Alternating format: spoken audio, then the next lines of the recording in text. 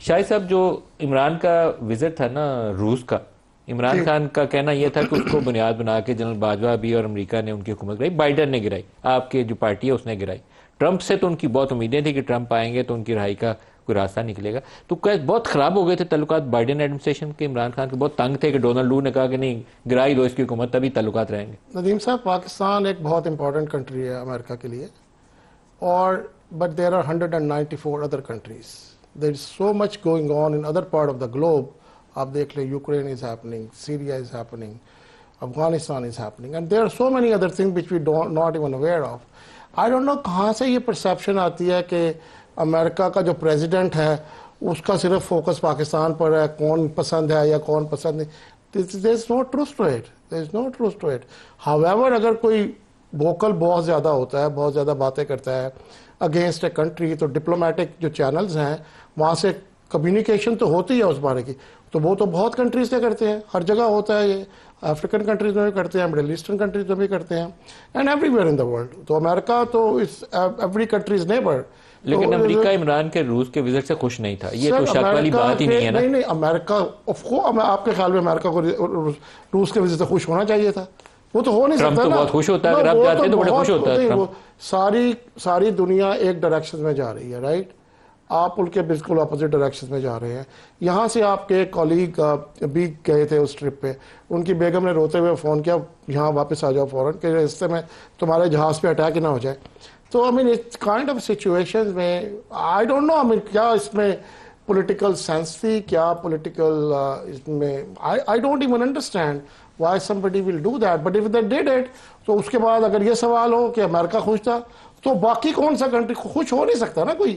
Why? Because world is heading in a different direction and you are going in the opposite direction. Pakistan اور امریکہ کے آج کے تعلقات کیسے ہیں؟ بہت اچھے ہیں، بہتر ہو رہے ہیں. بہتر ہو رہے ہیں، بہت بہتر ہو رہے ہیں. کیا آپ دیکھیں گے افغانستان بڑا میں وزٹ بھی، امریکی another visit is also planned. تو وہ تو بہت بہتر ہو رہے ہیں. کیا افغانستان میں امریکی مفادات دوبارہ یا ان کے انٹرسٹ جو ہیں اس ریجن میں دوبارہ ریوائیو ہو رہے ہیں؟ دیکھیے پہلے تو پل آؤٹ کے بعد لگتا تھا کہ انہوں نے سارا کچھ ڈمپ کر دیا. جہاں پر ندیم صاحب، جہاں پہ جس ریجن میں اور جس کنٹری میں اس وقت کرٹیکل منرلز ہیں وہاں پہ امریکہ کا بہت زیادہ انٹرسٹ ہے. وہ تو پاکستان میں بھی اور افغانستان میں بھی ہے. تو پھر آپ نے سوال کا جواب خود ہی دے دیا. تو وہ تو لیکن بگرام ایئر بیس لینے کی کوشش کر رہے ہیں، یہ جو وہاں پہ ایکسٹریمسٹ گروپس ہیں ان میں سے کوئی ایک دو کو آپ مجھ سے ایسے سوالات کر رہے ہیں جن کا نہ میں جواب دے سکتا ہوں نہ میرے نالج میں ہے. Bilgram air base I have no idea کہ ویسی کوئی بات ہو رہی ہے. اگر ہوئی ہوگی تو میوچل انڈرسٹینڈنگ سے ہی ہوگی نا. کوئی بھی اسلام آباد ایئرپورٹ بھی شاید لینا چاہ رہے ہوں، لیکن وہ تو اللہ نہ کرے کہ یہاں لینا چاہ رہے ہیں. کہ یہ تو اسمپشن ہے نا ہماری، تو وہ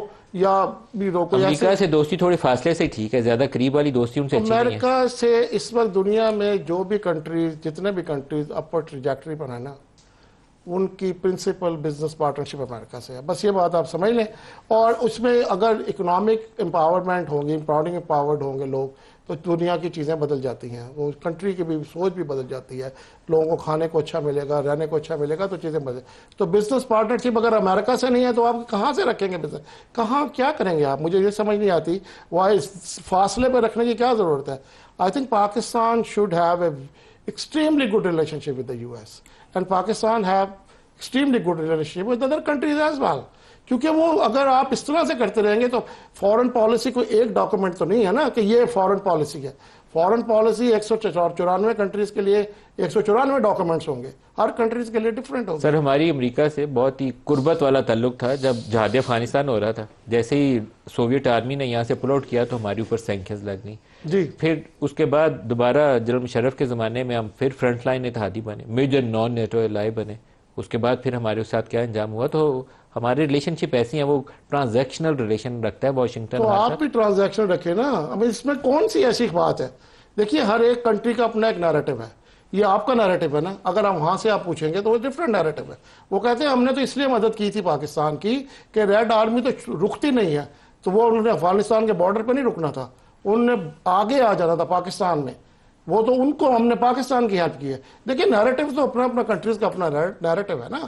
آپ کچھ اور کہیں گے، وہ کچھ اور کہیں گے.